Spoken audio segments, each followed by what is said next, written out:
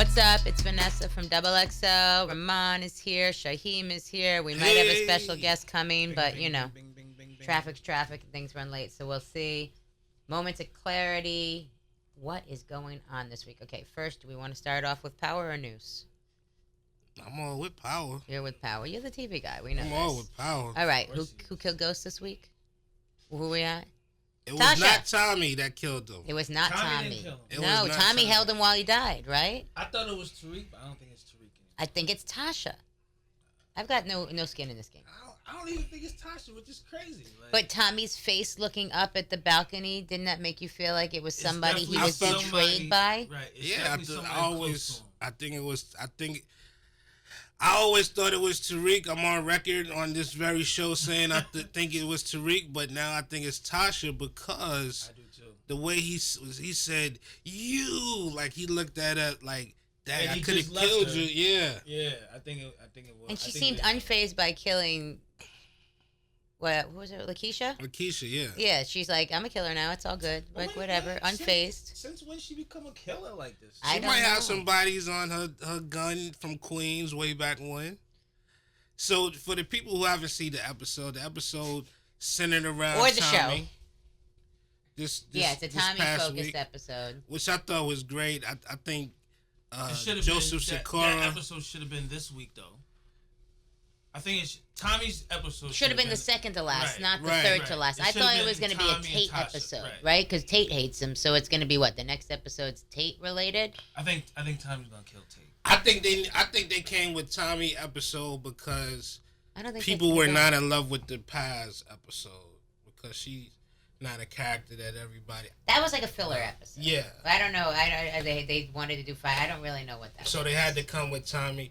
Because this one we finally got the chip. We got back to the little girl wearing the chip, Yes. which was like I thought we just forgot about that whole thing. Yeah, so we- that actually came in for a purpose, which I would have been pissed if it. And didn't. Tommy was It's a lost talking way ship. too much to that little girl.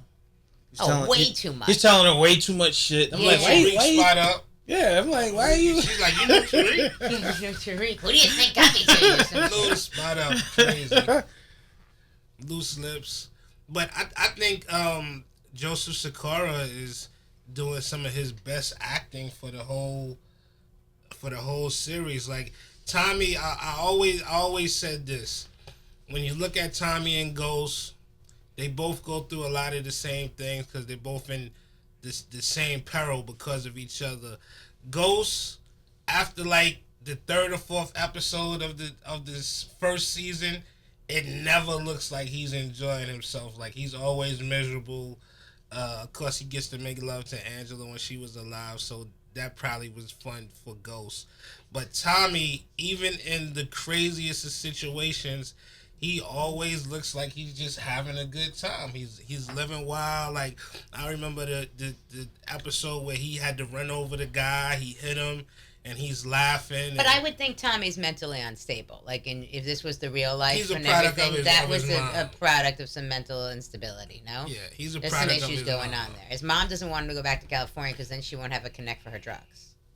Yeah, but she has money from Ghost now, so she said, "I got Ghost left me money, so I don't need you." That Ghost which is went and terrible. redid his will conveniently right before he died and covered everybody. Yeah, Like, it why was is like, Ghost yeah, not paying me anything? right. Like, what event made him do that? What made him think that he was going to die, that he had to Yeah. reevaluate his will? Or was it, now Tasha gets everything, and I don't want Tasha to get everything, so now I've got to redo everything? Like, was it the Lobos thing, or was it like, It might have been, or the Jimenez? I It was. mean, I think it was his one of life those is two. constantly in jeopardy. I mean, he just got shot at when him and Tommy was at the docks by Cedric the Entertainer. Do we still know do we still know who that was, though? It was Cedric the No, no, Entertainer. but who somebody else. who was he there for on Cedric the behalf of? Entertainer's out here I think that's gonna calling be this shots That's gonna like be that. this episode. Which the funniest part in the whole episode this week is when Cedric the Entertainer gets killed and Tommy runs over. He said, "You're not Italian." Yeah, you're not Italian, right. Like he's always having a good time. Like he's always. No, if I was a bad guy, I would want Tommy on my team. Yes. Yeah. If I was a good guy, I don't think I'd want him anywhere near me. But as a bad guy, if I was living bad guy or bad girl life, Tommy has to be on the team. Yeah, that was. I gotta say though, that was probably for me. that was like one of the best episodes of Power. I agree. Yeah. It was real. It was really, really good. And I've said before, like I give Shy a lot of shit because I'm like, this shit isn't real. You can't kill feds and shit, and nobody gets caught and all this other stuff. But damn, when he walked into that club and he seen ghosts on the floor, that shit just hurt my heart. I was so hurt. Yeah. I felt like that was one of my niggas. I like that shit. Like it fucked with me literally like all day long. But it's like, interesting wow, how much his son wants crazy. him dead. Like his son's disappointed in Tommy for not going through with it. Like Tariq wants. Yeah, they need to kill that little nigga and put it on TV too. Dead. Yeah, put that shit on TV. But I don't think they're gonna kill a kid on TV. I don't think they are neither. Okay. I don't either. I think they could though. I was thinking that the little girl was gonna kill a little girl on TV. I thought the little girl was gonna kill him. Yeah. I thought the little girl was gonna kill him. I didn't see that happening.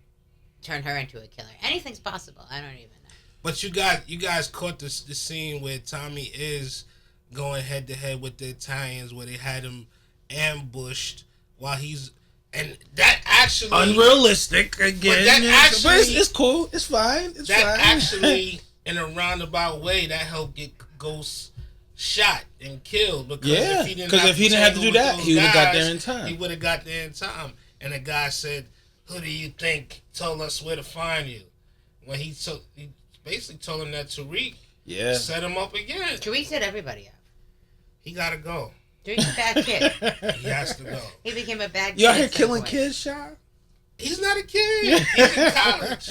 When, what's her name? I don't know. Whatever the little girl's aunt sat at the table and was like, "I don't trust you. I don't believe you. I think you're in on the whole thing." Yes. And he's like playing it off like he isn't. What are you trying to imply, miss? Yeah, what are you trying to imply?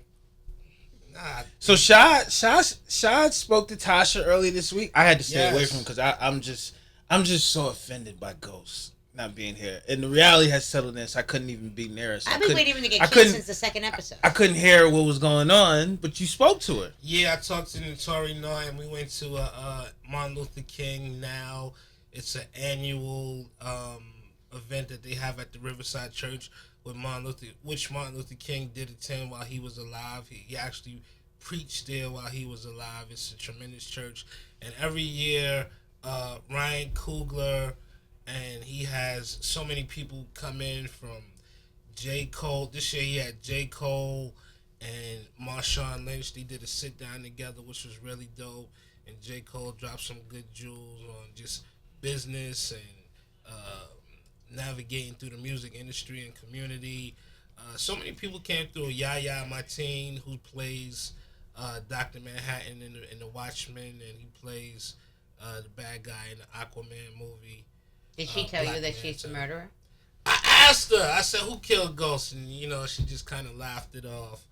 But she did. We did talk about the scene that she had to do with Tommy. She said that was one of her toughest scenes that she ever had to film. Right, with her turning around to let Tommy kill her. Yeah. Yeah, because she said because the dynamic, it changed so fast. Like you used to seeing Tommy and Tasha as a brother-sister relationship. They smoking blunts together. They just having a good time, and then all of a sudden, he is about to kill her. So, she said that was definitely one of the toughest scenes that she had to do. But so I thought it was interesting that 50 put out that clip of Tasha, which looks like her shooting ghosts. And today, I literally had like two people send me like 2 links to like 2 separate episodes. And Darius, who's over here behind the camera, said he'd seen a bunch of stuff also, right? Yeah. So stuff is they've got to be leaking it themselves. So Courtney Kemp had said that they filmed multiple episodes because and everything to avoid like it being spoiled or whatever. Makes sense. I don't know. They do that with a lot of series. I know they did that with Walking Dead, and when the famous scene where Negan actually killed somebody, they had him killing the various people that he was supposed to kill. Oh, when they were lined up on the ground, right? I haven't seen that show in 100 years, but I remember that part. And they were lined up on the ground, and you didn't know who was the big character, so they did a bunch of different versions. Yeah. Yeah, I gotta say that and like the history of like just heartbreaks of like people dying and you see it on TV and being so attached to the character definitely was my man from The Wire. Stringer Bell from The Wire. Idris Elba. James Gandolfini from The Sopranos. And my man James the Pops from Good Times. But those things just happened. You know what I'm saying? And the little girl ghosting them their daughter. That was pretty rough too. I got kids. I got a daughter. You know what I'm saying? So it's like that was a tough. Yeah, they're twins. Right? Yeah. That was a tough blow. But it's like that was the only thing. Like me and my wife we talking about, it, and I'd be like, you know, the thing with them kind of kind of stringing it out. I'm like, oh, you know, they're playing the situation a little bit too much. But this episode, like, it made up for everything. Mm-hmm. You know what I'm saying? That shit was so fucking real. Sometimes you watch a series and you see an episode let her go, let her go. These are the greatest, you know, this is great television. Like, I just always remember this episode of whatever the series it is. Like, I like The Leftovers a lot. There was, like, 2 episodes on The Leftovers. Like, this is the best television I've ever seen. You know, that you just get really excited about what they do in that 60 minutes or whatever, you know? Yeah, and it's better than anything in the series otherwise. You can get emotionally attached to something, that means the shit is working. Mm-hmm. This shit is not easy, and it was like watching the nigga like on the ground like that, like that shit was just so fucking heartbreaking, and it's like, wow, like after like what 4 or 5 years. Yeah, you were watching it for a long time. Like, you know what I'm saying? I just got up on Snowfall. You had been recommending. I just watched all of that. I'm totally hooked. And that's an even realer story because the brains behind it is not here to see how genuine it is. All right, so we have a special guest here. Hometown hero. We got a legend. What up, y'all? What's going on? Good to see you. It's been so long since I've seen you, my brother. Yeah, it have, huh, man? Been forever. I don't even look the same. No. What's up? All right, so you're on our podcast. You missed the whole us talking about. Do you watch Power? Because we just did our Power. I haven't. I've seen seasons before. I haven't had time to watch TV at all. Can't be part of that conversation. But what do you think about killing kids on TV? Power? Exactly. Power. The Wire. Like real life street shit playing out on like these major platforms. Just like I tell people, they know music is music and movies is movies. So you know, or TV shows, it's nothing. I'm not keying it up like this. What we need to be super promoting, but I mean, it is what it is. You know, a lot of the stuff people will blame TV shows or music, thinking that's the reason people do these things, but that don't always be the reason. You know what I'm saying? Sometimes it start off at the household or just not having somebody that even guide them or check them. Right. You know, so I ain't got no problem with it. As far as watching the TV, I mean, shit, I'm ready to see Bad Boys. I just know that there's some people and they see, you know, they'll watch shit like, you know, Ghost getting killed or like Stringer Bell getting killed from The Wire, and they be like, oh shit, like these things really happen. Like, this is what niggas go through like every day. You know, I'm a firm believer of harsh reality. Like, even if you ever listen to my music, I don't sugarcoat nothing. I give it to them like it is. But I also tell them the pros and cons that come with it, because it can go good and it can go real bad. Right. So, you know, I definitely balance it out. But I don't know. I let my kids watch the movies. They don't. You let your kids watch that stuff? Yeah, but, you know, I treat my kids like I'm their big homie. So, believe it or not, the way I raise my children probably be a lot different than most people, because we hold conversations like me and y'all hold. And the reason I do that is because a lot of kids, they get into things that they get into, they be curious because they've never experienced it. So my kids, they with me all the time, so they experience a lot of street stuff at an early age. You know, my kids done been around through the phases of my brother getting killed, me being shot. Like, they just been exposed to a lot. So now an average child can't come to my kids and be like, hey, you want to go try this? My child gonna look at them like, man, you crazy. I've been seeing this with my old man, and I ain't finna do that because I know what the outcome is. Right. So that's why I raised mine more the homeboy phase. And plus, guess what? If they decide the reality of it, if they decide to end up smoking one day or whatever the situation may be, you know to come to me. Right. You're not going. relationship for them. To Yeah, and I feel that's more powerful because you got a lot of because you got a lot of people when you corner your children off, they're not going no matter even the one time they could have came to you that probably could have changed whatever, you're gonna miss that moment because you're putting so much pressure on them. Now mine, believe it or not, I've never whooped any of my kids their whole life. I just don't believe I got to. I feel like we're gonna chop it up, we're gonna have a clear understanding. But even with that being said, I don't even think it's a point they necessarily fear the whipping. I think they fear more, I just don't want to disappoint Pops because our bond is that close, you know. Because that's like if you see my son Houston, he ain't number 10, but you see him, he can drive, diamonds in his mouth, do whatever you think, you know what I'm saying? And like every person, like, you finna let him, and it's like, for one, he under me, so I'm gonna make sure my child's straight anyway. But me exposing him to different stuff, he know what to do and what not to do, and he know what comes with it, what don't come with it. So like again, you can't go get no crowd of kids that's gonna, hey, you want to try this? Be like, nah, I'm cool. You know what I'm saying? I teach my kids not to be followers, you know, and it works. It don't work for everybody, but for me, it works, you know. That's dope as hell, man. Trae, we had a chance to kick it last night. You know, Trae is on tour with Snoop right now, Warren G, stopping by NYC, man, and you know, you and Snoop locking in on not just a friendship, but you know, just on a business level too, man. How's it, you know, working with Snoop?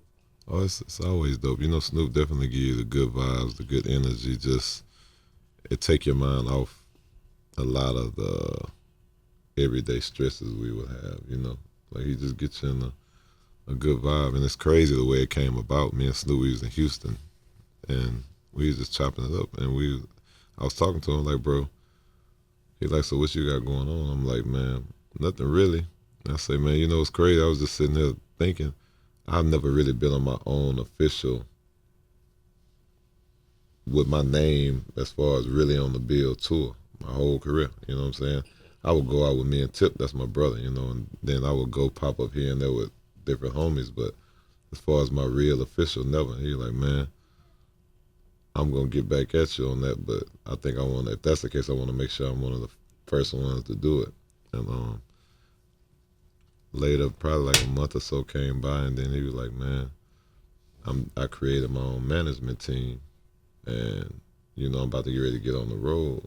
I'm finna plug you in with Bobby, which is so Snoop and Bobby D are my managers. He's like, I'm gonna plug you in with Bobby, and we need to just figure out what we can get you working, you know. Because, you know, my situation from being banned and all the other stuff, I had a million roadblocks, so it wasn't really easy. But I got on the phone with Bobby and them, and we figured out from that point, I've just been on the ground running, you know what I'm saying? So it works out real well. And then, you know, it works out because I'm a representation of him now, as well as he a representation of me. So with that being said, our goal is going to always be to make each other look good, you know what I'm saying? Yeah. So it worked out. How did it feel, man, when you saw the first advertisement, Snoop Dogg tour, Trae Tha Truth, your name on the advertisement? Oh, it was definitely dope. It was dope, man. You know, coming from where I come from, man, you got to be real appreciative of things. You know, that's why people love me the way I am, you know what I'm saying? As far as being humble, it's just I'm appreciative of any little thing. You know, some people may feel like, well, why my name don't look this way, or why my picture ain't on here, or why they're like, I don't care nothing about that, man. At the end of the day, guess what? Don't nobody owe you nothing in life. And at the end of the day, if anybody do anything that can help you better yourself, you have to be appreciative of it.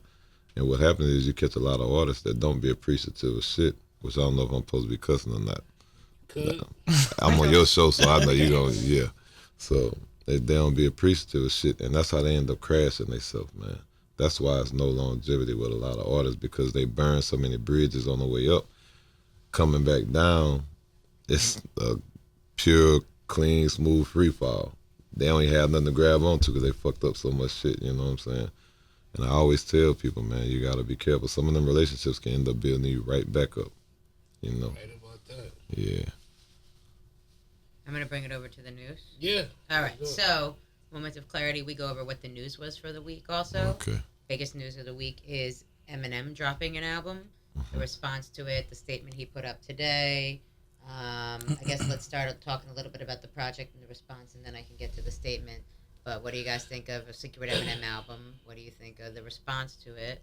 What do you think of the controversy around the gun control song? You're not a big Eminem fan, if I'm not mistaken. Nah, it's not that I'm not a big Eminem fan. It's just, one of the things of what I said was just having the connection with the artist, and he talks about a bunch of shit that I'm not connected to. Mm-hmm. It's not about race, like, oh, he's a white guy, I'm a black guy, or whatever. Like, because I'm the same way. Like, I'm not connected to, like, for the longest, like, I wasn't connected growing up to a lot of music with a lot of guys from the West Coast. Like, people was always like sweating like Snoop and Dre and shit like that. It took my man Sway, who's from the West Coast, for me to really understand and really appreciate like the West Coast and the music and stuff like that. So that's really what it is. But I definitely have evolved over the years and had a bigger appreciation for him and his music, and he could rap. I'm into people who could really rap, and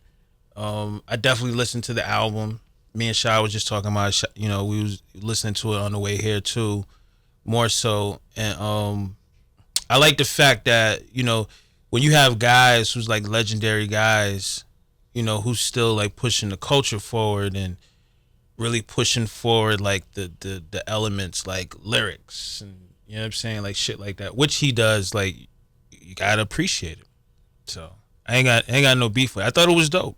I was definitely surprised. Would you put the album on again after you listened to it, or would that be I've listened. Yeah, I listened to it a couple times, and there was things that like I felt like I missed that I went back and I listened to. There's definitely stuff you can miss because it's going either he's rapping so fast or just the way that it moves. In order to really get what's going on, I think you need a few listens. And that's like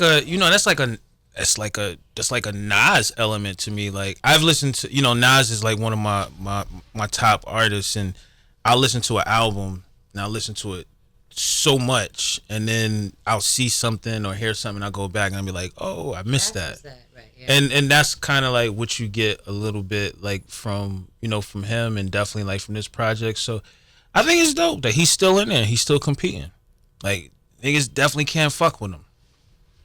Yeah, I mean, I was happy. It was a pleasant surprise that he dropped the album. Me and Rahman, we got the history of working at MTV for so many years. So, for a lot of our tenure at MTV, Eminem was the flagship artist. Like, he was like the TRL, whatever it is. Yeah. So I'm used to the really big, grandiose Eminem rollouts. Like billboards and commercials and countdowns and whatnot, and they'll change our ID cards to get in the building. Yeah, to a Interscope Eminem stamp or something. Yeah, it was serious. So, so unnecessary. Well, for him to drop an album out of nowhere without the big hoopla and stuff in advance of it is interesting, But I think it's always a theme with it. It's always a theme. And we didn't get, there's clearly a theme with this, but we didn't have the rollout of what this whole theme was. It kind of was just hit up with us at the same time. Yeah, I think he's at a point where he wants people to, even though he brings a lot of theatrics in the music, he wants people to really get into the music without the theatrics, if that makes sense, to like really just focus and listen to the album. It also, with it being a surprise album, it's not a big expectation of sales. Like you can always say, it's something that just came out and turns into a project. Yeah, it's exactly what it is. But from the first, I was on board from like the first song in. He's still showing that he's. I thought the intro was dope. Yeah, I think And I think the guest appearances show that to me, the Black Thought, Young M.A., Royce, there's different people. Young M.A. was dope. He's definitely focused on lyrical guests. Big that was conversation we've seen over and over again on social in the office is, where does lyricism fit in anymore, right? I think we've talked about it because a lot of the young artists aren't focused on it. Then we talk about storytellers, and then we say Cole and we talked about Nas and Scarface and all of that, and Kendrick, and are they coming out, whatever. But I think Eminem made a conscious effort with the guest appearances to pick lyrical people, not Right. people like we've seen him pick young people to be trendy or whatever it is. But this seems like he picked people that he definitely thought he respected. That's what I got from it, from the way the lineup looked, you know. Yeah, I think with hip hop, man, it's like Juice World. Juice WRLD. I think that Godzilla record, I think, is really dope. I think, damn, R.I.P. Juice, but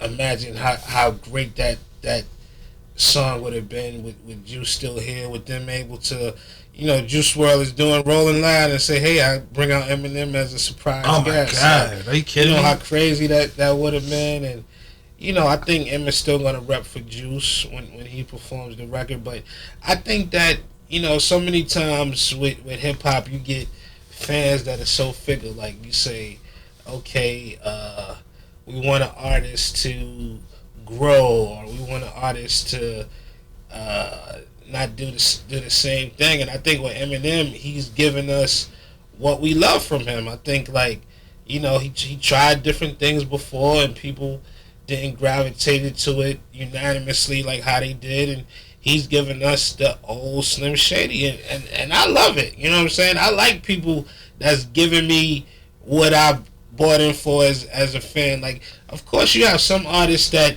constantly evolve. Like, you see Jay-Z constantly evolve, and he does the evolution magnificently.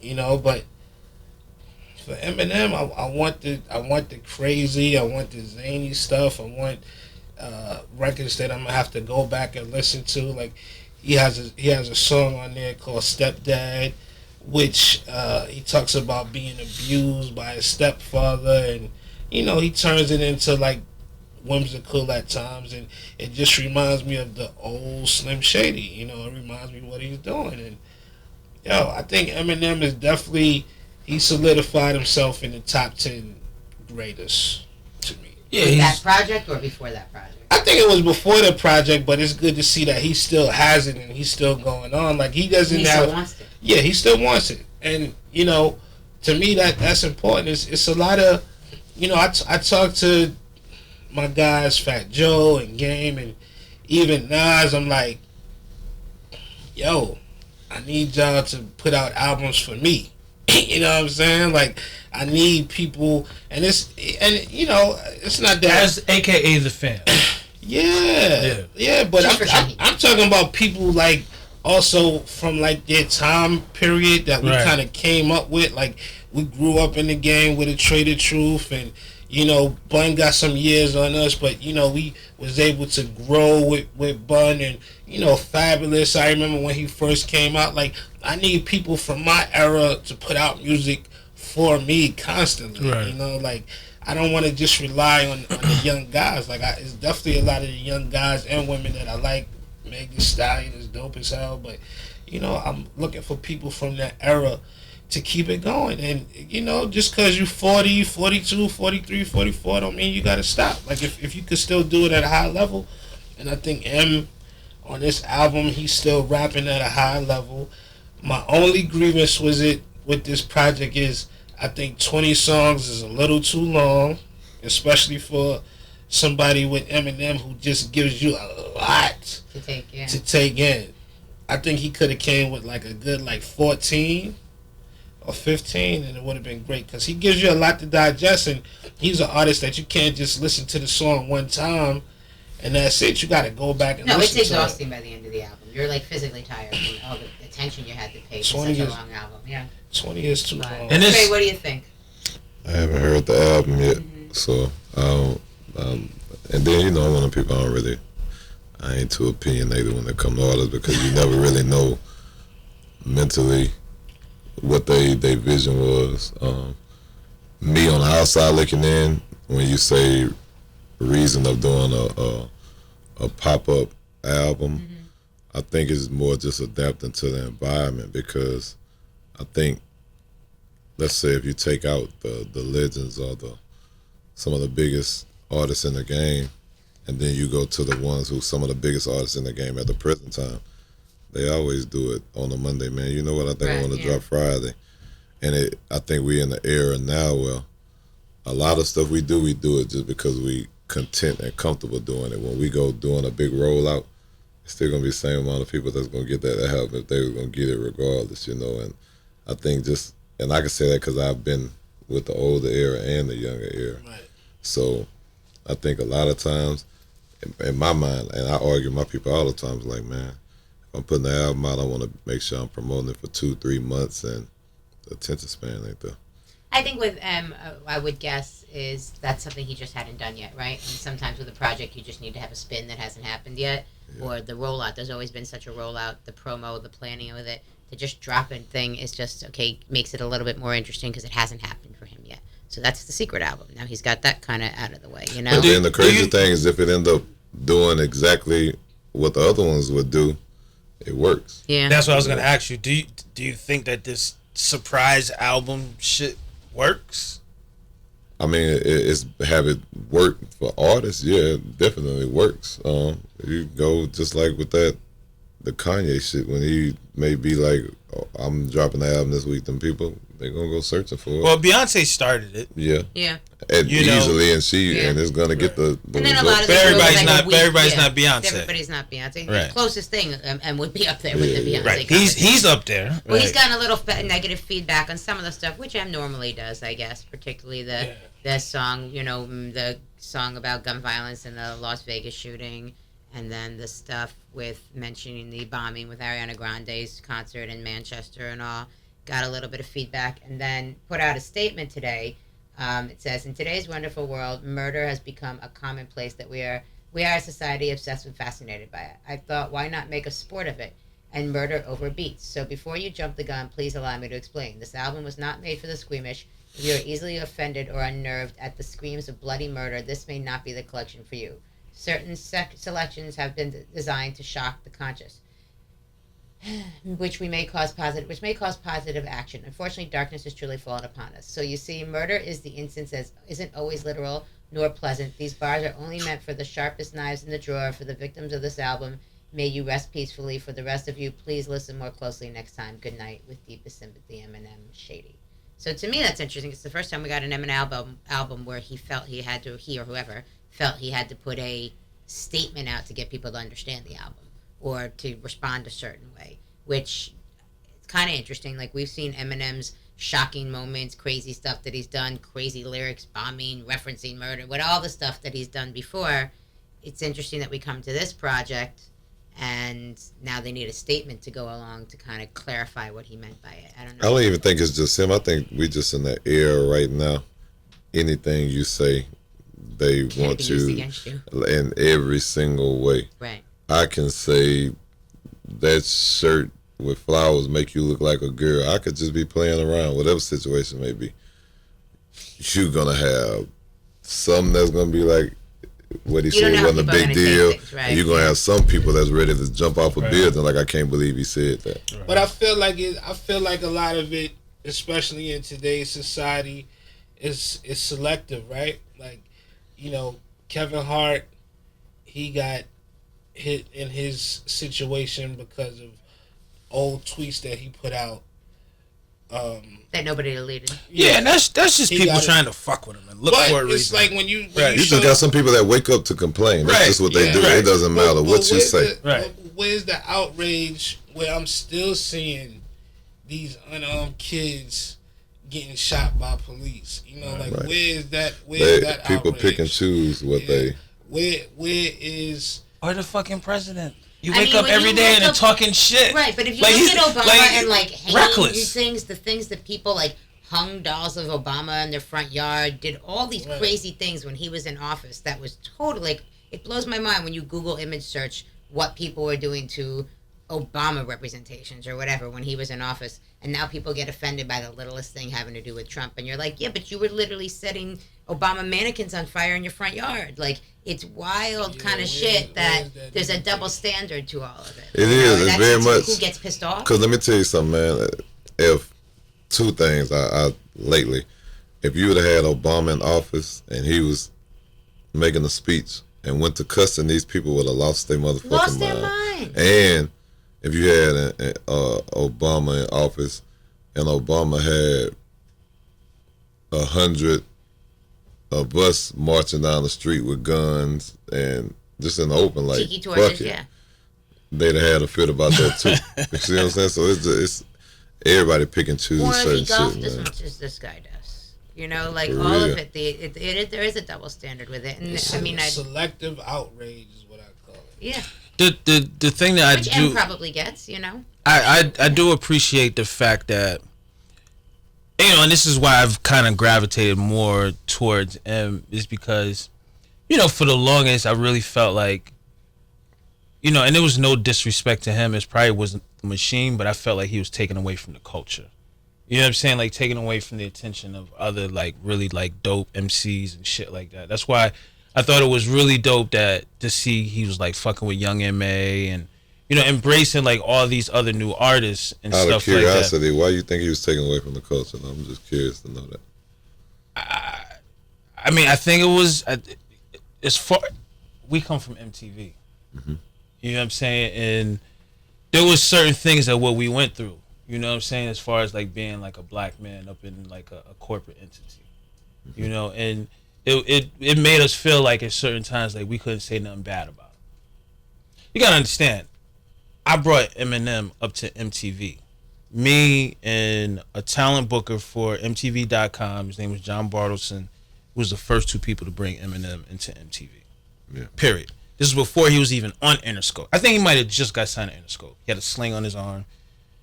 We brought him in the back room, which was like the executive producer for the VMAs for like 20 years in his office. Nobody knew who the fuck he was. And then by coincidence, maybe about like 3-4 months later, they started circulating his video and they was playing it internally, like all through the building. They was like making us watch it. It'd be like 5 o'clock in the afternoon and we would be like walking by and shit. People going to the bathroom, coming back from the bathroom, and his, hi, I'm in, His music video, okay. yeah, it wasn't like it was being beat into our minds. You know what I'm saying? And again, I don't think there's nothing against him. You know, that's to why? Because MTV was looking for a white rap star, and they thought they found it in him. They didn't think. they knew it. They knew it. Okay. I'm gonna tell you, and Shy can attest to it, and this is part of the reason why I feel that way. And again, it's nothing against him because I fuck with him. I fuck with him, fuck with Paul Rosenberg, like I fuck with him too. That's probably one of the only people I ever done Well, music if it with. wasn't a fluke, he wouldn't be here so long. But we did a project, Right. and some of the heads of MTV, we did a project which was a very successful project at the time, and some of the heads of MTV wasn't happy with it, and they shelved that project. And not only that, like they blackballed us for the rest of the year. You know what I'm saying? But you know how I feel about blackball. Yeah. That word. Yeah, it's not a good feeling. But you know, past all that, I think it's dope that he's really socially active right now because he has such a big voice, you know, and I don't really recall him being like socially active like that, like in like the prime. And not to say he's not in his prime right now, but I think it's dope that he's really being like socially conscious and, you know, speaking on like, you know, gun reform, control, and things like that would matters because people's gonna pay attention to the stuff the way he's saying. I mean, that's why we're sitting here talking about it now. So that's really that's really cool. Yeah. And it's showing his growth. Yeah. You know, like people like Eminem, and you know it, like he was never an easy interview. Like you could never really get him and stuff like that. So the fact that he's tweeting, he's completely in a bubble. yeah. So the fact that he's tweeting, like imagine Michael Jackson tweeting.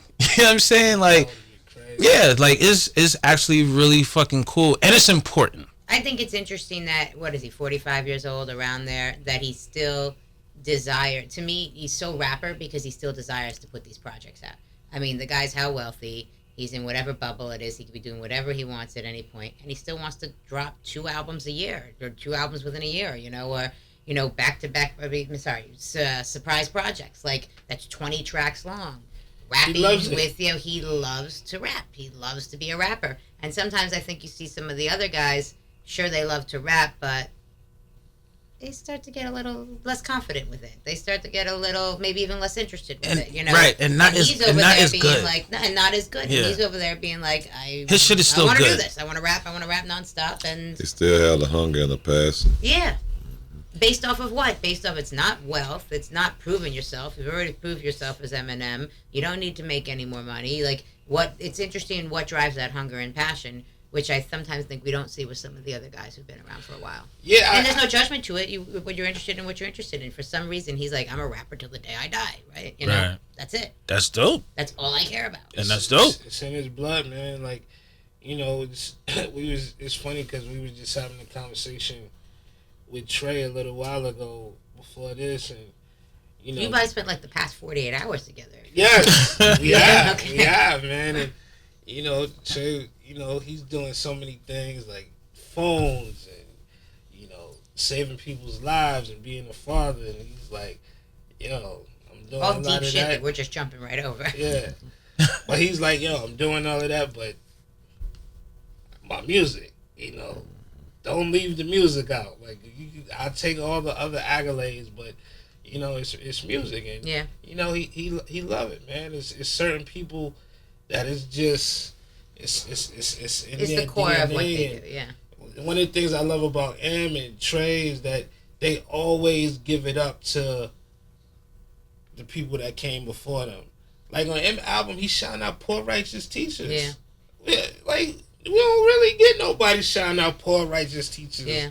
Like that. And then When's the Trippie last Red on time? the other side. You know what I mean? Yeah. Like it's the game. And that's dope. Yeah. Because that means that he's like paying attention to what's going on. He's I still a think fan. now one thing I think people do when they say, as far as him being in the bubble or whatever, I never in my mind thought that he don't pay attention. I know for a fact he pay attention to anything You just musically. don't see him go anywhere. The paparazzi doesn't catch him at the Right. so and so game. You're not You gonna see him don't. at You don't the- see him at a and that's restaurant. understandable Somebody because he caught got a so shot, big. They took a picture with him. Like that. I just wonder, like, how do you function on a daily basis that you're so big?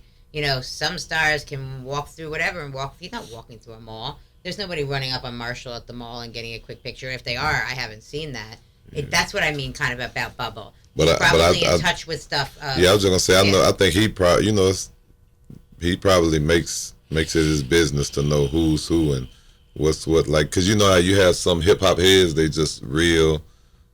They can listen tell to you themselves. everything. I believe he's one of the ones that can Yeah. tell you even about people that we may not even know about yet that he may be in tune with. I Right. think in my right 'Cause with some mind people- and instinct, I believe. Yeah. not to cut you off, but for some people that have that big a celebrity, it's like a little dangerous. Not for them, but for other people to like go out. Like, can you imagine M go to a mall? Like the type of like rush it would be. No, we don't see it. Yeah, I mean that's super Yeah. duper star. Yeah. It would be real crazy. But I know for a fact that, you know, I went to Detroit. I kicked it with M and Paul in the studio, and you know, M was telling me that, and it's other people too. Like Jadakiss does it too. Like they kind of treat making music like a job. So it's like he'll go in the studio from like 9 to 5 or like 9 to 6 or whatever. Like really treat it like, you know, how we would go into an actual office and do stuff and, you know, record and get their music out, you know, every day. And then that gives them time to spend time with their family when the kids come home from school or whatever they got to do. So, you know, that's his life, recording. But I do want to see M go, you know, from A to Z with this project. Like, I want to see a tour. I want to see some videos. Yeah. You know, I do want to see him go A to Z. Yeah, jump back in the game. You know, like it would be dope to see that again and kind of remind it, like, we know what the shit was like. Like, we would hear the album a month, 2 months before. I can only imagine what y'all went through, you know, and have to submit your plans to fucking Jen Zeller or whatever, and you know what I'm saying? Like, shout out to Jen Zeller, it's the homie, like, to really put it together, you know, just to remind, like, the game, like, this is what's up. Like, this surprise album should be driving me crazy sometimes, though. But I it's can't front. set the tone. That Like, on a Friday. Like, come on. but you know, it's also bragging rights too. It's like he could say, "I dropped the first dope album of the decade," And the first dope album of the year. You know, like January. I just don't think he says that kind of shit. I'm with you totally, and it'll be on the bottom of his Wikipedia page or whatever, but I wonder if that drives him, or he just wants his stuff to be heard, you know, or he just wants to rap and put it out there and create the conversation. I don't know. I am not me an myself. Eminem I'm one of the people. person. I feel like I just love for my music to be heard. Yeah. So that's now some of the other stuff I do. Yeah, it'd be accomplishments, but music, I just want my shit to be heard. Are you strategic with it? Like you think like, oh, this person's putting their shit out, so I'm gonna wait and I'm gonna do mines. Man, you know somebody who got me out of that. I was always up for the competition. Like that's just how I'm built. So I didn't care about people releasing the same date. Somebody who got me out of really just caring about what my numbers are gonna be or what people gonna think was J. Cole. You know, that's my little brother. So we debate all the time, and he helped me understand. He's like, man, bro, it doesn't matter if you put out an album and 10 people buy that motherfucker. If them your fans, bro, you remember how it started at the beginning. That shit'll grow, and they appreciate it. And not only at that point, you're doing it for what makes you comfortable. Because what happened is we lose what makes us comfortable because we're so worried about everybody else's expectations, and it takes away from even having fun recording these records or even just being in the vibe. We so focused on I gotta have this, I gotta have that. And for a while I wouldn't put out an album, I was just putting out a number of mixtapes. And he was like, man, like, why won't you put out an album? Like at the end of the day, it don't matter what it do. If you're not trying to live up to everybody's expectation, you doing what's best for you and yours, it's gonna be what it's gonna be. It can be good, it can be bad. Right? So even if you got out, if I put it out and I was like, man, fuck it, as long as I sell one record, I'm happy. Anything that go over that, I'm fulfilling my own expectations and growing it. So I just got to a point now, I don't even get to trying to strategically watch this person dropping that person. Like, I'm gonna put my shit out there. Whoever fuck with it, they gonna fuck with it. And if they don't, I'm gonna try and gain them at some point, you know. But that's, I don't see a problem with what he did. Cause my thing is, would you feel the same way if Jay or anybody else dropped a surprise album? I think it would excite everybody the same way. It's a promo move. Huh? It's a promo move. You gotta. I mean, there's only so many promo moves you could do, right? Mm. There's so many ideas that you can have that hasn't been done before, or whatever. Or if you've got 10 albums out that you haven't done before, or whatever. So you're like, okay, I'll try this. Because that's the formula. Like for instance, for Future, that's the formula for Future. Future get up and say, hey, you know, I'm dropping this week, and it works every time for him. So with us, that's on borderline of the old and the young, and those who are older. You still got to remember, we still got to adapt to the environment because it's a youngins game right now. You can't. That's why I sit back. I'm making my business to make sure I never turn into one of them stubborn or bitter old cats. Well, this how I used to go back in the day, and this how that shit don't count right now. You got to go. You got to. You have to, because if you do, you're gonna be sitting in that corner pouting by your goddamn self. You know what I'm saying? I just don't believe. That's why if you notice, I've done music with everybody. I embrace everybody. A lot of people used to be mad, like, man, why you help so many youngins and why you giving them that look? Now it's gonna be more. It's like, shit, what the fuck are y'all scared of competition? Nigga, like, you got to get up there and hold your own. Now, if you insecure with yourself, that's your business. Me, I don't give a fuck who you put me in the room with. I'm gonna go. That's just my mentality, you know. And I've proven it for 20 years. You can't. Honestly, the only person I haven't did records with probably would be Eminem and Jay-Z and Nas, which I'm pretty sure me and Nas got something in the works. I'm pretty sure Eminem and Jay-Z aren't listening to our podcast, but if they are, did you guys hear that? Eminem and Jay-Z, Trae wants to get them the only two I haven't. Like, I've done Trae music and Nas with everybody. Crazy.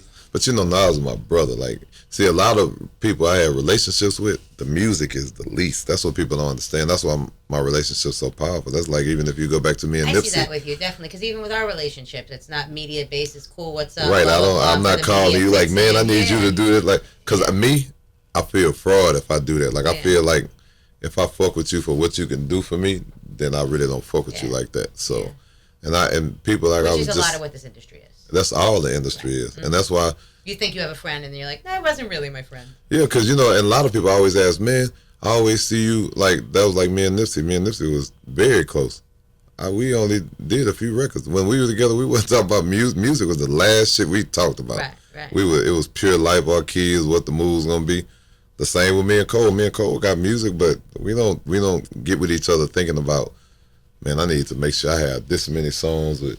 Hell, me and T.I. was together every day. Do we got records? Yeah, we probably got 50-something records. But if we was focused on music, we'd probably have thousands of records together. Like the music is just, when it come with people like myself, it just be organic. You know what I'm saying? Whenever we in there and we vibing and we want to fuck with it, cool. But if not, that'd be the least of my worries.